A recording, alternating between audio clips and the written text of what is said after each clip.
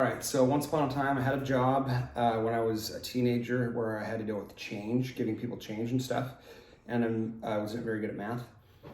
I'm still not very good at math, but there was a math teacher that worked at this place as a second job.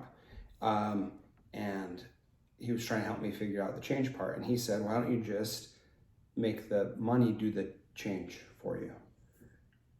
And I was confused and said, okay, like, how's that work? And he showed me. I'll show you real quick. Let's say someone gives you 100. And right now you're thinking, Mr. Reed, there's not 100. So we're going to do math to start the trick. The math is multiplying right now. So you have your 20 and your 5. And so when you rub them together, they should do the math for you, right? So we're multiplying, and then you should be able to multiply them and get your result. That's not sum. Sum is addition.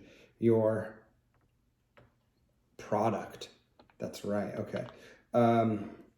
So let's say someone gives you a $100 bill. So basically, I thought that was cool and experiment with a couple different things to try and get a couple different bills, like taking like a $5 bill and a $100 bill and rubbing them, trying to get a $500 bill. But turns out it doesn't work that way. It only works with like real currency. And then when someone would come and say, can I get change? Like for change for 20, change for 50, or change for 100. He said the same thing. Make the bills do the math for you. So what we're going to do, we're going to take the 100 and divide. So if you fold a couple times, right? And then change, it should do the math for you. 5, 10, 20, 30, 40, there's 60, there's 80, and there's your 100. So you get it to do the math for you by division. So every once in a while, I'll randomly pull that out at like a grocery store and give them the change they need, but by doing magic. If you're really good, you can take one of them and an imaginary bill.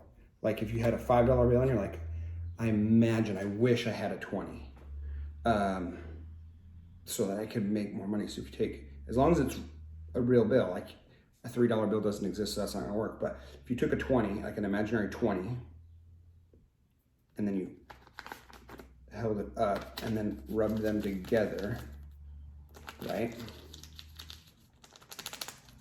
Your imaginary 20 and your real 5, and then change it. Then you get even more. Just a little bit of imagination can make it so that you